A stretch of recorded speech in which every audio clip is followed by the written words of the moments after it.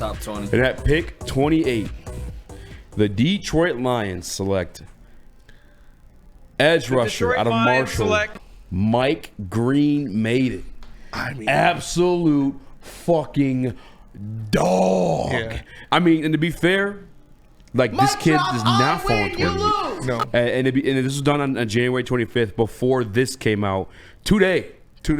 Play the tape, Chris. This guy is insane. Mike Green is tearing shit up at the Senior Bowl. And the only reason why he's there is because he went to Marshall, a small school, and had to prove it against better competition. But he's eating these kids alive on every single rep. This ain't even the one where he took a kid and slammed him in the ground like it's a wrestling promo. Mike Green is a dog. If he falls to 28 and the Detroit Lions take him, my pants are going to be sticking to my leg for at least a good 2 days. Not going to lie to you.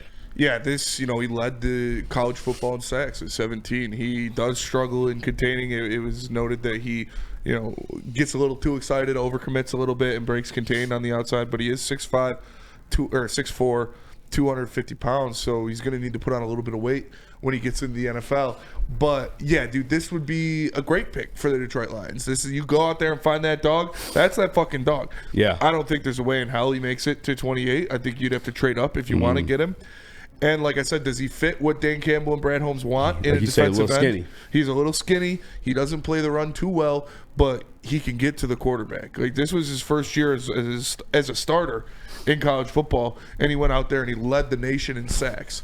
He's got an array of moves. He's got great dip, great bend that we like to see, and he does have that dog in him. He is a Dan Campbell guy. You don't have a bag like that unless you're committed to fucking killing the quarterback and you just want to be the best. Yeah. Like, I don't think this guy's goal was to make it in the NFL. His goal was to kill quarterbacks his entire life. For sure. And like I said, that doesn't really fit what Dan Campbell and Brad Holmes like in an edge rusher. He's not a guy that they would normally grab to be an edge rusher. Especially size-wise. I think I'm like 270. He's not. They're moto in that front office. Yeah, he's not good at defending the run or containing the run on the edge. He's good against the run. So they need him to get better and get bigger especially in the NFL. You're not playing whatever division Marshall's in tackles. Like, you're playing NFL tackles. Yeah. So that is something he would have to work on.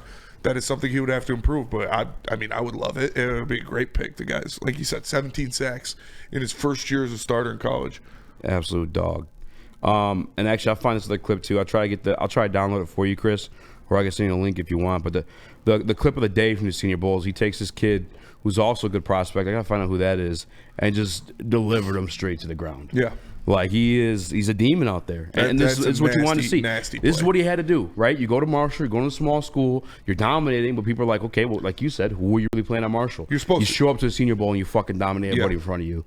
He's not falling 28. No, I don't think so either. This kid's going top 20. And in fairness to Daniel Jeremiah, he's going to be much like Chop Robinson in last year's draft. Better. Yeah. Because I think a lot more moves, where Chop really was just the speed rush, where this guy's he'll club you, he'll spin off you, got the ghost rush. He's the what? What? Huh? Say what? He's not falling 28. He's not falling 28. I would love it. I love for it to happen. He's not falling to 28.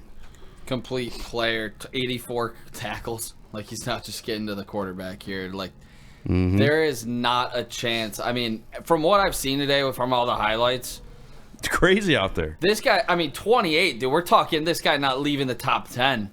He's gonna. I wouldn't go there. Top 15. 23 TFL, 17 sacks. I will say that this is a bad draft class. I truly believe that. You think he's gonna be a top 10 pick?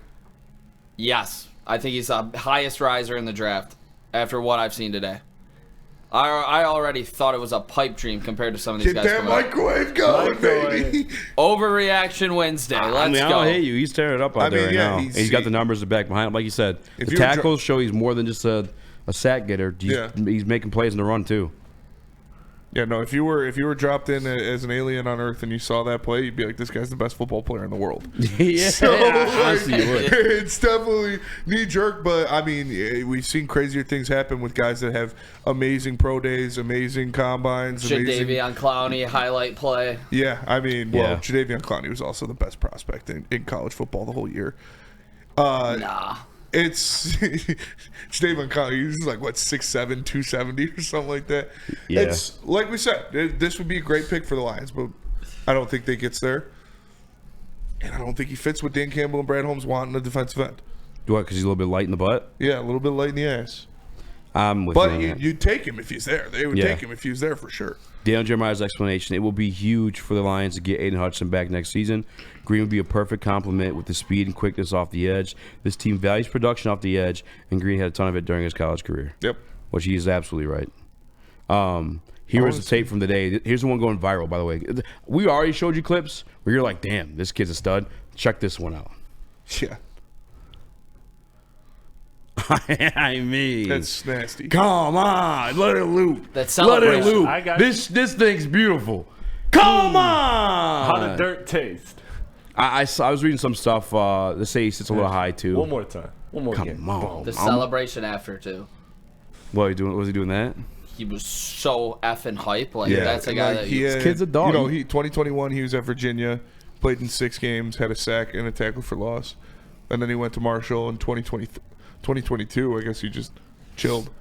Dean, go ahead. I'm sorry. 2023 he went to Marshall. In 13 games he had 4.5 sacks, 9 tackles for loss, and then obviously blew up this year when he got the starting role. I don't see in this first round at all is your guys' dude from LSU or from OSU, Yeah, Jack Sawyer. Jack Sawyer. Not seeing him here. Obviously he's a very early first mock, but yeah, he wasn't. I think he'll be a second round guy. When I watched him, and this is just me, I asked Travis this too actually, because he's an Ohio State guy with a Michigan tattoo. Kind of weird. Ask him about it. Very weird. Ask him about it. But he seems boxy, like kind of like stiff as a board a bit, you know. Stiff as a board. But he's got the motor. He's got the white boy motor. He just don't quit. I just don't quit. Yeah. Lunch pail guy for sure. Yeah, definitely sneaky athletic. Better pack your lunch, boy. It's gonna be a long day. That type of guy. But I saw someone comment Tennessee edge. I think he's talking about James Pierce, Jr. from Tennessee. Don't know much about him. Again, got dive into this draft class, but I'm all about the edge for the Detroit Lions this year. Even though we got Zadarius Smith either as a rotation piece or just a third down piece, give me another edge though for years to come.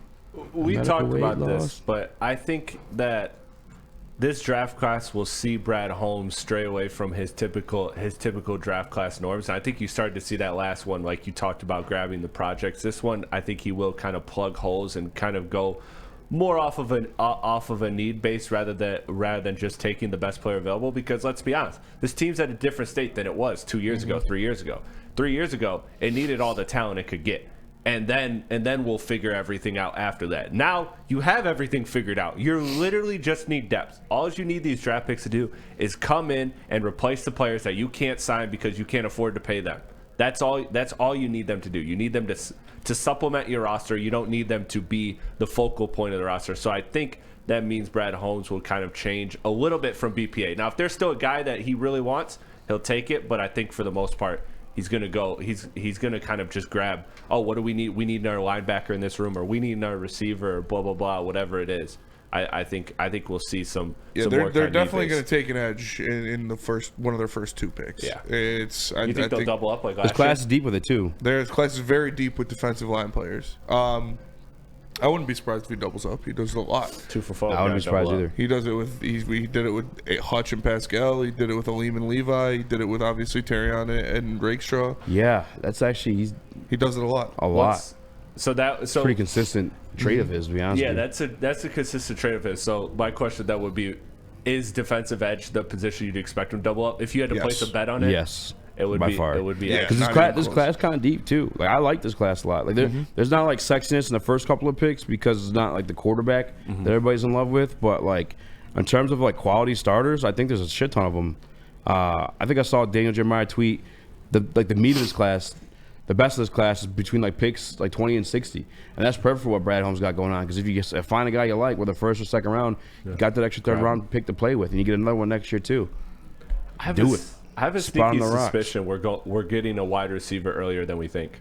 I have think a we'll get sneaky one in the. suspicion we're I don't know getting one about earlier than we think. I'm never tripping when we grab wide receivers. I'm not to be either. honest with you. That's my I think- philosophy. It's been my philosophy. I've said it every year. You should draft a wide receiver every single year in the NFL draft. Like every year, at one should. point, you should, because you never know who could turn out to be a Cooper Kupp or something like that in the later rounds. Or they're just a special teams weapon. And these wide receiver contracts are so important and so expensive that you should go out and get one every single year, because you never know. I had us drafting Will Shepard or I think Will Shepard. I think his name's Will. Shepard from Colorado. Big body dude, big target down the field for Shedeur this year. A lot of 50-50 balls. He could fill in for Tim Patrick pretty well if Tim Patrick prices himself out of a deal. Yeah.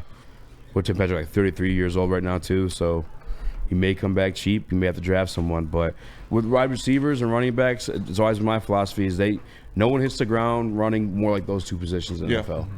Like they come in and they have phenomenal years. Yeah, Will Shepard, 6'3", 200 pounds. I'm trying to see his stats here real quick. Now, how tall is Tim Patrick? Had, like 6'4", 6'5"? 48 catches for 621 yards, 6 touchdowns last year. Had 8 touchdowns at Vanderbilt the year before that. 9 touchdowns at Vanderbilt 2 years ago. 4 touchdowns in 2021 at Vanderbilt. Never been under 500 yards in a game where, like, in a full season in college. So, like, he's been productive everywhere he's gone. Keith, Kenneth Grant went 18 to the Seattle Seahawks. But again, that territory, I would say 18 to where the Lions pick, I could see moving up into any one of those positions. Their first 3 picks should, and I think will, be in the trenches, whether it's defensive end, defensive line, or interior offensive lineman. Those are going to be their first 3 picks, but yeah, I wouldn't be surprised if they grab a wide receiver. Have no beef with it. And Jason Evans, I'm with you. That's exactly how I think it goes. Best available at offensive line, defensive line, linebacker, or corner in any order. Yep. And I agree wholeheartedly. I just have a sneaky suspicion. I just have a gut feeling. A gut feeling that if it's over under 3.5 of where a wide receiver is drafted, I'm taking the under. I think he's taking. They got the extra third-round pick. Now that could be used to move up in the first round or move up to somewhere else if they want somebody, but we'll see. Nick, what up, Doe? I'm trying to cook up. I got some questions cooking up for you. Oh, for around the league. Yeah. Sorry. No, you're that was honestly just still on there from the other day. I know. But I appreciate you. There's not much breaking news in the NFL, but I'm going to get your thoughts on some stuff. Spenny's got some answering to do for some takes this year. I do. Ooh. Okay. I guess.